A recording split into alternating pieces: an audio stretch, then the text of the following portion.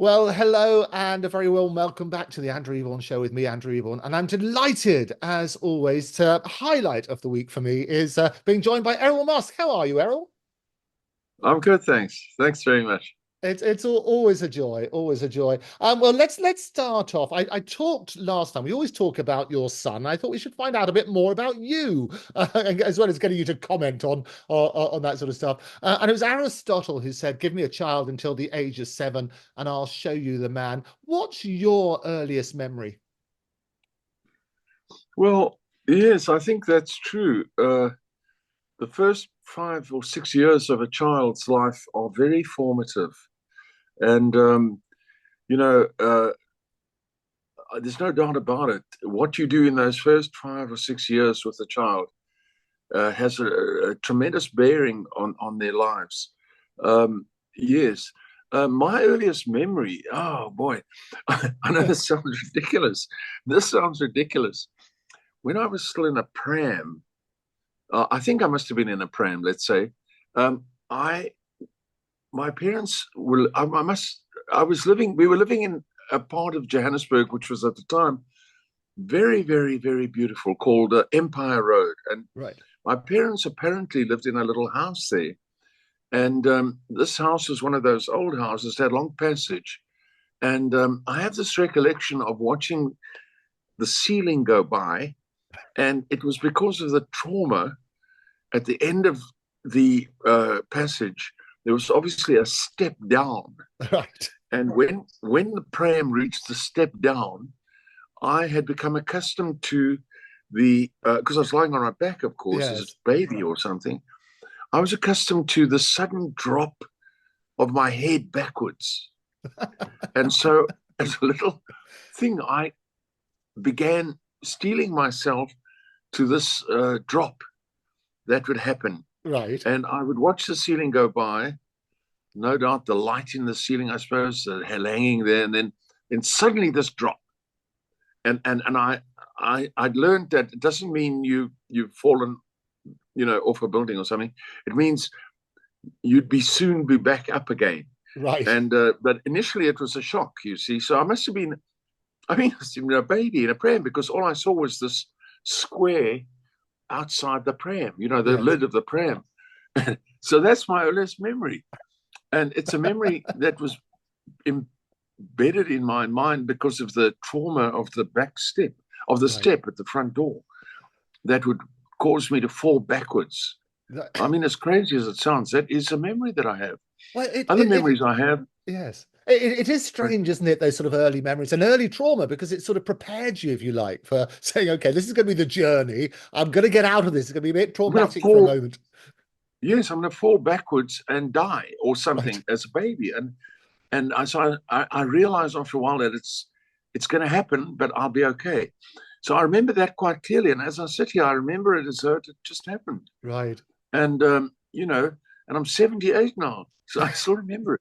But at any rate, other things that I remember as a child, I was in grade 1, and I was at a very ordinary school in Twiss Street, in the gold mining area of Johannesburg at the time, which was very vibrant at the time, very, very vibrant place. I was in a school that was called Twiss Street School, and a lot of interesting people went to Twiss Street School. It was a school that sort of catered for very poor people and sort of well-off people as well. And I don't think there were that many private schools in those days. Anyway, I had no possibility of going to a private school. My parents lived in a boarding house, and we had 2 rooms, which made us sort of well off compared to the other people. But at any rate, I was put into grade 1 at the school, and I was quite good at art. So I suppose I was. I mean, I didn't know at the time, and I was a very big aficionado of noddy. And Right. so, so in this class during the break, I never had money for sweets or anything like that, or I never even had sandwiches. So when everybody went out for the break, I drew a picture of Noddy on the blackboard, on the green board. It was actually a green board, not a Right. blackboard. And I drew this picture in color with all these lovely chalk pieces that I had there. And I drew this picture. It's probably about, I don't know, about 15 inches high, maybe 20 inches high. It was quite a large picture, as I recall. But it was all in color, and it was a pretty good rendition of Noddy. And, the works. I was good at that kind of thing. I'm still good. I do a lot of portraiture now. Yes, I've seen you sent me some of your fantastic portraits of your family. We'll share those later on. But yes. Well, anyway, the last one, just the Prince of Elon's portrait, was sold for about £300,000. Good heavens! Yeah. Anyway, so not for me. I just for a charity. Right. But at any rate, I drew this picture on the board, and there was nothing else on the board. It was clean. Yeah. And everybody came back into class, and I remember the teacher's name was Mrs. Goldstein. I have a good memory of names, and she said, "Who drew this? Who did this?" Pointing to this picture. You see. So I thought, oh, and then I thought, oh, what's now? I as a little boy of 6 or 7, I didn't know what to think. So I said, I did. So she was, I don't know, I can't remember what happened particularly after that, but the principal arrived, Mr. Viljoen, and he arrived, and I still remember him quite clearly in his grey suit and everything, and his goggles, glasses, and so on. And they chatted and everything, and then they came to me and they said, "Did you do this?" I said, "Yes, I did it, and I'm sorry. I'm sorry. I'll take it off. It's okay. You don't have to. It just comes off." I thought, don't worry. Anyway, the long and short was, I was bundled off to grade 2. Right. Apparently, they thought I was not suitable for grade 1, so I was put in the grade 2 class in the days that followed. I think I'm not sure exactly how it happened, and that sounds rather grand, of course. Except that when I got to the grade 2 class, the grade 2 kid said to me, "I don't belong there. I must go back to grade 1. I'm not wanted." So no matter what I did, I was like the loser, and it was like ostracized in the grade 2 class because I wasn't supposed to be there. You know how kids are. Yeah. Oh no, they came in. So rather than being penalized or punished for drawing on the green board, as you say, they actually thought you were more advanced than your years, and therefore we're going to bump you up a year. Is that it? Yes, they bumped me into grade 2, but I had the advantage that I had a very sort of, I might say, in a way, a sort of demanding mother. She was British, but her mother was an Afrikaans woman. My grandfather had come out to South Africa during the Boer War, and he'd married this Afrikaans girl and gone back with her to England. And so my mother was born in England and very British, but she was half South African Dutch from a very prominent Dutch family.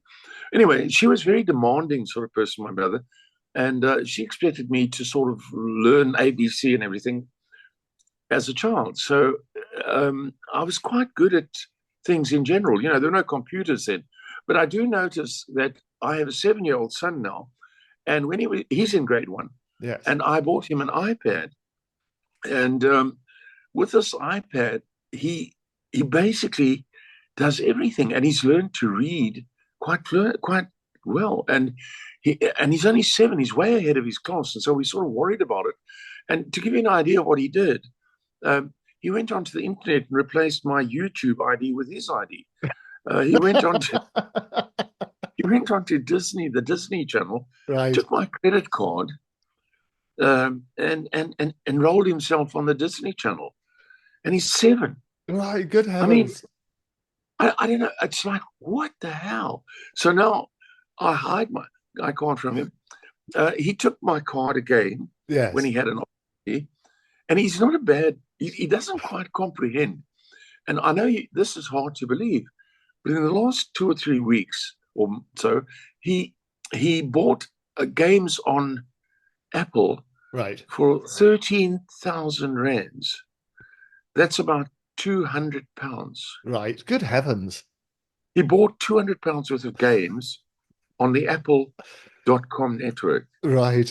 Until first I got the call from the bank that I just spent £200 or some amount on £50 on some, or it was 4,000 rand. So it'd be what am I saying? 600? No, it's about £600. Sorry, it's about 600. Right. And I just bought £200 worth of games on Apple, and I immediately contacted the bank. This is in the last week or so, and I said, there's something wrong here. I didn't buy this, and turned out that it was this little boy of mine. So I spoke to him about it, and he thought it was rather funny. And oddly enough, I bought him a lot of toys, and when we explained to him how much he'd spent, he came to me and said, "Look, Dad, I realize what I've done. So I'm quite prepared that you sell all my toys, and you can have the money," he said, "for all his toys, you see." So I thought that was rather decent of him. Right. I said, "Well, no, it's all right. Don't worry about it. But we're not doing this anymore." I explained to him that for the price of these games, you could have bought another iPad. Yeah, but it is the problem, isn't it? I think yes, that the rand at the moment, I was just checking, it's about 23 rand to the pound. I mean, it's pretty tough at the moment, isn't it, for rand? Because I remember when I was there, it was about 7 rand. Yes, well, people they adjust to the exchange rate. We have a strange situation in South Africa. In the past, and here I speak as an engineer, so please don't think of me as a racist. I'm very much not a racist. I have a black builder who works for me, and every time we see each other, because I give him a lot of bonuses, he insists on a hug. All right. So we hug profusely, So I'm totally not a racist of any kind whatsoever. But at any rate, what was I going to say now? Where were we? You were just talking about the conversion, because I was saying it's about 7 rand when I last visited. Oh yes, it's about 23 now. Yes, people become adjusted to the conversion rate, and in the times of apartheid, which I obviously didn't agree with apartheid. Nobody could possibly agree with that. It's something we inherited from, I suppose, the European countries, England and so on. It was not something it was the leftovers of a past era. I think people can easily understand that.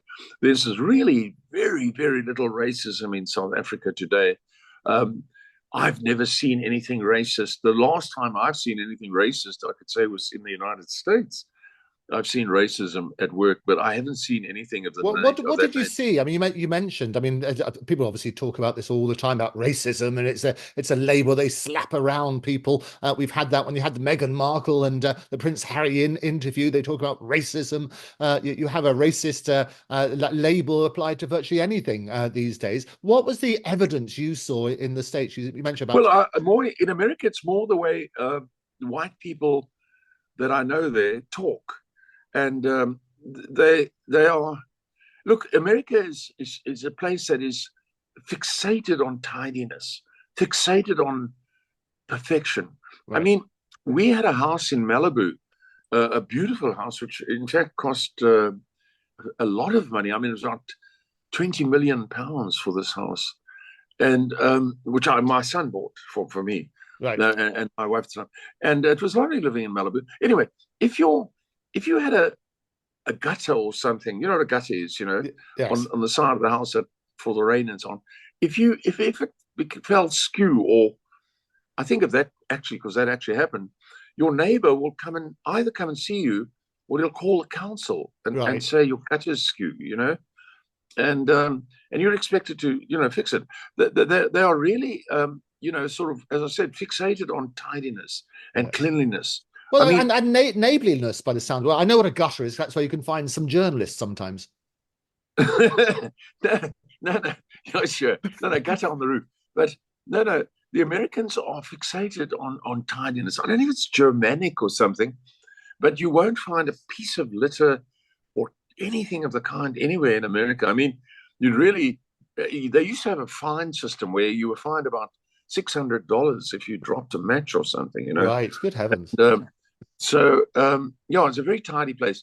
And of course, actually, the other races are not that tidy. And so this annoys the white Americans considerably, And so I noticed that with people that I've been with there, I'll give you an example. I was in America about 8 weeks ago, and I had driven a long distance, and I had severe back pain. I think it was just from sitting in one position. And we were outside my daughter's house in a very lovely suburb. And I thought to myself, that if I lie down, we were waiting for an Uber, by the way, to take us to our hotel. And I thought, well, if I lie down on this concrete paving on the sidewalk, I could kind of like, work on my back a bit, sort of push my back into the concrete. You know how people might do something like that. Anyway, so I lay down on the concrete and I thought, well, I'll sort of roll on my back on the concrete, you see, and that will like alleviate this particular pain I had in my back, upper back, you see, from sitting in one position or something. And I'd hardly lain down for about, I don't know, 15 to 20 seconds when a car stopped and pulled up onto the side, and they came and said, "Hey, what are you doing?" And I said, "Oh, my back, so I'm trying to massage my back." "Oh no," they said, "you can't do that in public. Get up." I was outside my daughter's house. They said, "Where do you live?" I said, "Well, this is my daughter's house." They were very unimpressed, unimpressed. So they're a little bit odd, in that respect.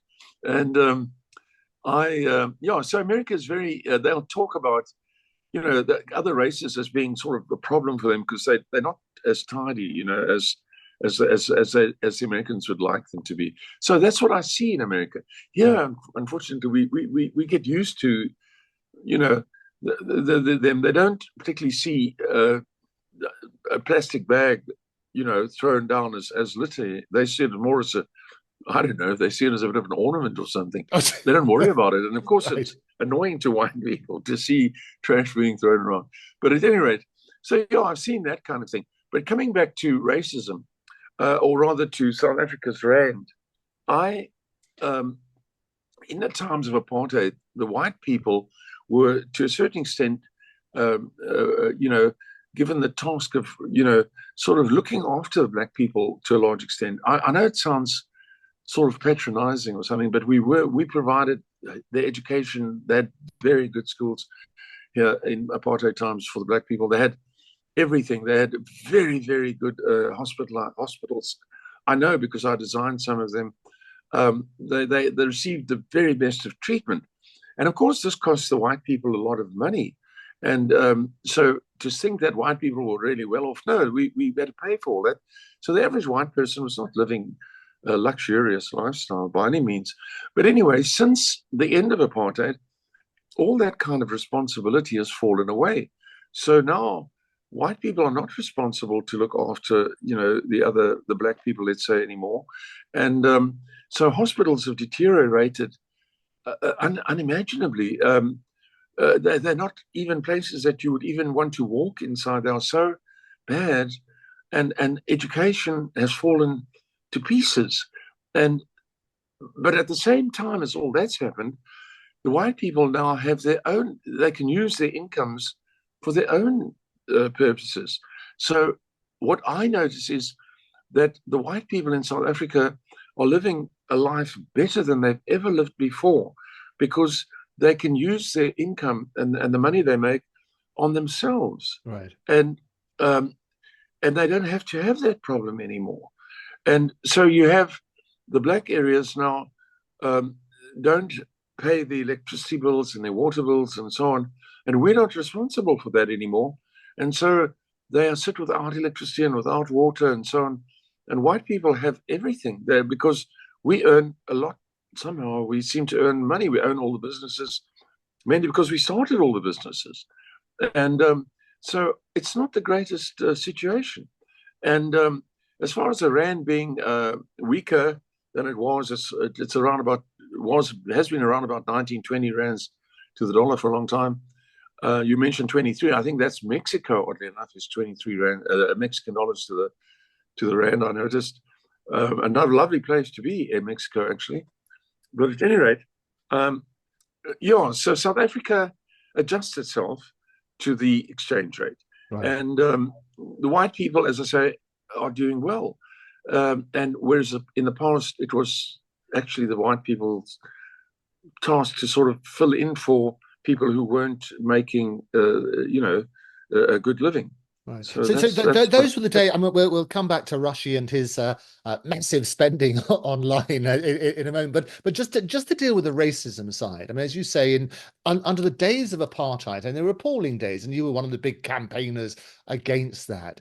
But you're saying there was a different obligation in those days, so the whites would look after the blacks. Is that how it worked? Well, yes, it was the way it worked. The white people provided everything that the black people needed. I know it sounds patronizing, but it's the truth. And you know, there was no black entrepreneurship to be seen anywhere. And so that's just the way it was. And it's not like that anymore. And the result is that you can ask anyone in South Africa, black or white, are black people better off now than they were then? Now, of course, they're better off in terms of human rights and all that sort of stuff, but they're not better off financially by any means whatsoever. Not by any means whatsoever. It's never been as bad as what it is now, and so I really can't add any more to that. As I say, the white people are very enterprising. It's part of the European thing, I suppose, and they aren't really held responsible for it anymore. So, for example, in the past, I might pay my electricity and water, but I would be paying far more than people in other countries because I'm paying for people in areas that aren't paying Right. for their water and electricity. And now it doesn't happen. That's not happening anymore. Sure. And it's also one of the reasons why our electricity supply company, which is back owed about, I don't know, hundreds of billions from these other communities, because they never paid for anything. And it's very hard for Eskom to switch off the electricity supply, people to switch off the power. And at the same time, they're not getting paid for it. So, yeah, that's the kind of situation we have. And it's rather unfortunate. In fact, the majority of our working black population now is made up of people from Zimbabwe. There must be about I don't know how many exactly, but I seem to recall about at least 3 million or so people of the 8 million who live in Zimbabwe are now in South Africa, and they work here. They're very hardworking people and very, very good to employ. They're very pleased to have employment, because in South Africa they can earn, a couple of £100 a month at least, or maybe even more, maybe £300 a month. I know it sounds little, but it buys a lot in Africa. Right. And they send that money back to their country. And whereas in their own country, they would be extremely lucky to earn £10 a month. Right. So Well, it's an interesting suggestion, Errol, that there's more racism in America than there is in South Africa. I know, quite extraordinary. And you think it's really simply a different attitude? Is that basically it? Well, it's not so much racism as angry, a dislike of people who don't have the same, perfect. They want everything perfect. So if you're home, in fact, in America, I was talking about this to someone just the other day, because I'm very fond of washing my own motor cars. Right. And I have quite a number of cars here. So how many do you have? How many do you have altogether? I know seven. Seven cars, Yeah, 7 children, one for each child. No. They've got their own cars. But no, these are mine. I buy cars for other people as well. So I have other cars that are not with me at the moment. I mean, they're at my with other people anyway. So yeah, so I bring the cars out occasionally, one or two, and then I'll decide to give it a wash down, because when I give it a wash down, I'm able to see what's wrong with it. I don't know if you know what I mean. I can see where something's not right. Whereas, it's a sort of a way of seeing what's not right. I always used to say to my two boys, Elon and Kimball, when they were small, I made them wash cars. Yeah. I said, if you can wash a car properly, you can do anything. If you can wash a car properly, then you can do anything. And I must have told them that from a very young age. And I do remember once my second wife came along with her car one day, and she'd had a little baby. She lost her husband in a car accident. And the baby had spilled milk in the car and so on, or powdered milk or something. And I said to Kimball, clean this car, you see, while she was visiting. And he cleaned the car. And when she went out, she nearly fell on her back. She couldn't believe it. How well he had cleaned this car. It looked like it could go back on the showroom floor. Right. But that's what I taught them. And that's why they do so well. So if you want to know why Elon can do so well, it's because I taught him how to clean a car properly. What age what age funny, was but he? it's not funny. It's true. Oh, good. What age was Elon when you started getting him cleaning cars? Oh, no, they were washing cars at the age of 3. So well, they wouldn't really wash the car. They'd come out. I'd wash the cars. I had all these nicer sort of, and aircraft, by the way, in those days, and I loved cleaning them. And they'd get their sponge and they'd do the wheels or pretend or think they were doing the wheels. Right. So from a very young age, I made them do it, and I gave them, as my daughter Tosca said years later, when she's now 50, oddly enough, this year. I still think of her as a child, but anyway, she told people when we were when she was living in South Africa with me, I would. They always talked about going to America, because I took Tosca to America when she was 5 for the first time. She was 5 years old. To go when she was 5 years old for about 6 weeks to America, and I always used to say to them, they all wanted to go back to America, and I said, well, if you're going to go to America, you're going to have to learn how to do things like wash cars, mow the lawn, wash dishes and all that sort of stuff.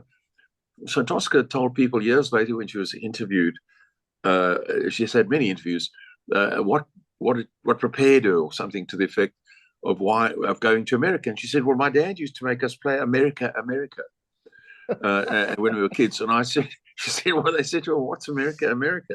And I said, well, America, America is you mow the lawn, you wash the dishes, you sweep the floors, you even vacuum, and you wash cars. That's called playing America, America.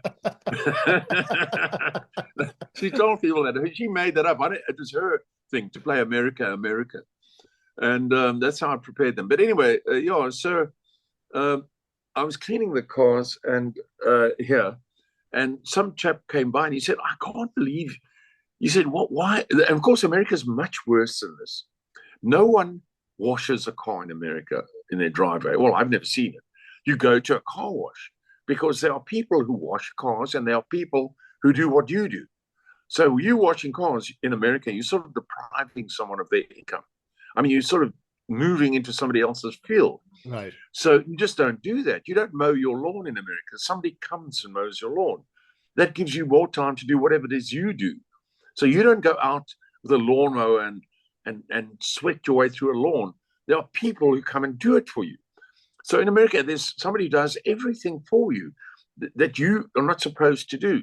And I saw this here now in South Africa. So I live in a nice suburb, and I was washing these cars, and a chap pulled in. He said, I can't believe it. He said, why are you washing your own car?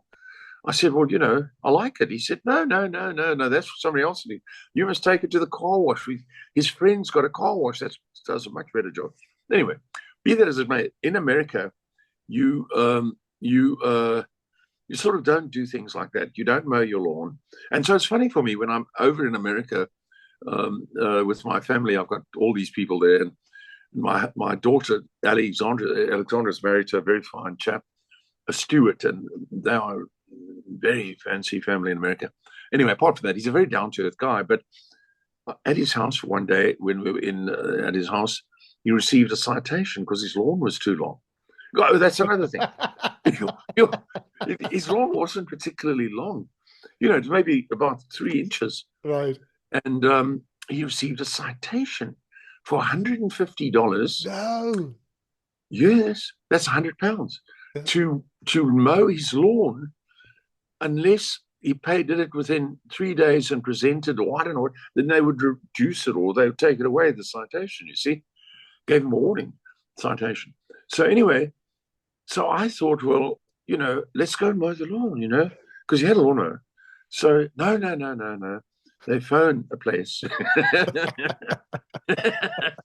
And 2 hours later, along comes a team and they mow the lawn. Right. And he'd never mowed the lawn because he's now infringing on something that other people are supposed to do, I remember when I had a yacht, a very beautiful yacht, which the boys bought me as Chi Yu. It was built in Taiwan. It was a 5-layer wedding cake sort of yacht with 2 800 horsepower turbocharged engines. It had stabilizers. You could take it to Hawaii. And anyway, I'd had other yachts in South Africa, and I'd always had to look after them myself. But when I was in Marina del Rey, I was told the underside of the yacht has to be cleaned every 6 weeks, and the the holding tanks, which are used for, they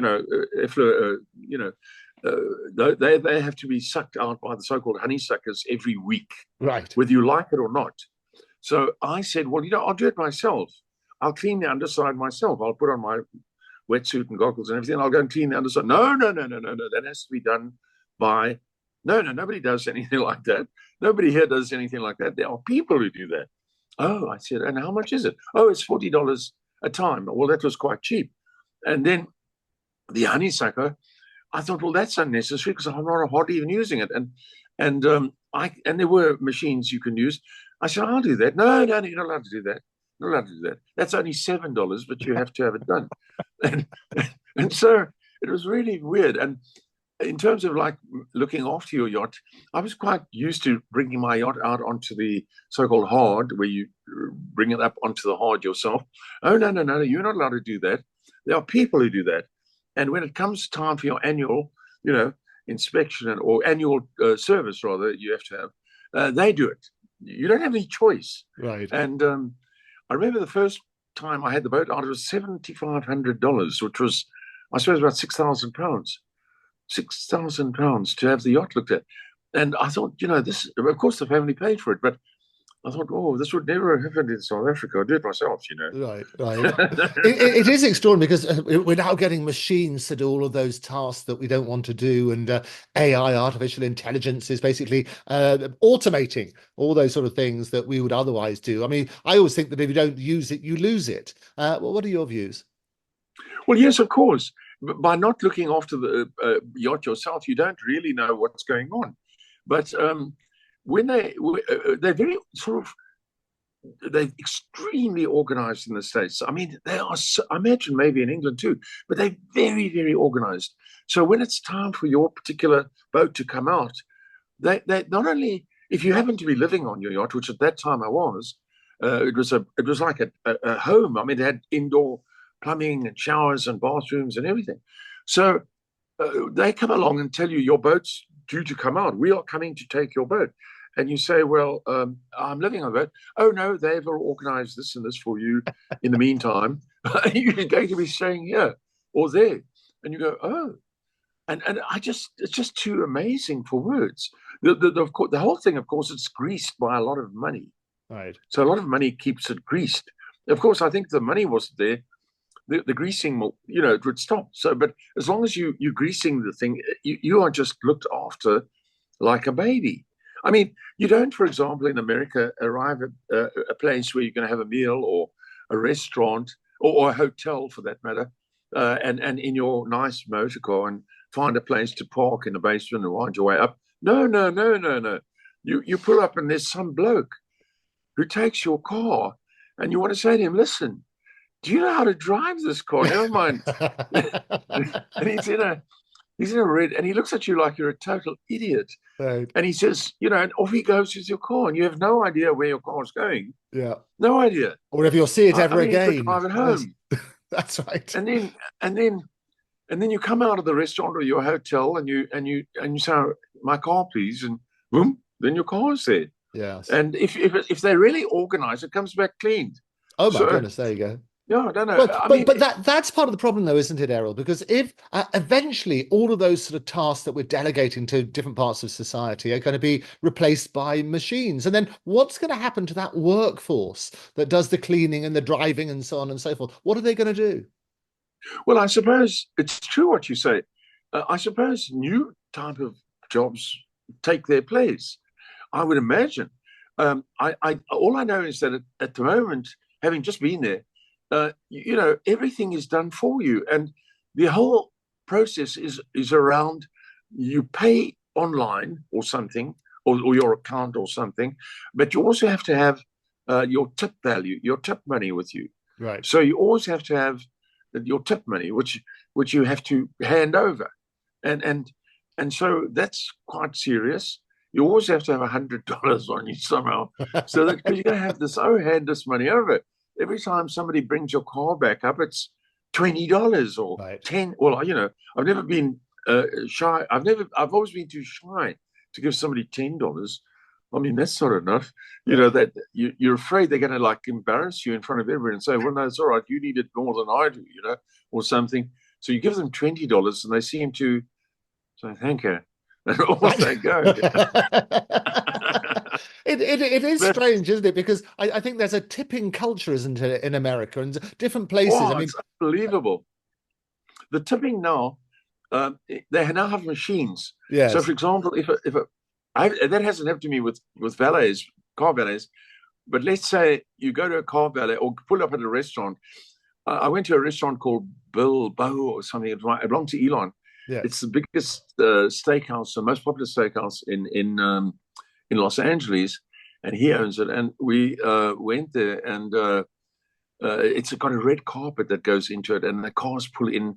And as we pulled in, my daughter said to me, "Oh, I didn't know who this was at the time." Um, uh, um, she said to our driver, we were in a Rolls Royce, by the way, from the hotel's Rolls Royce, not our Rolls Royce.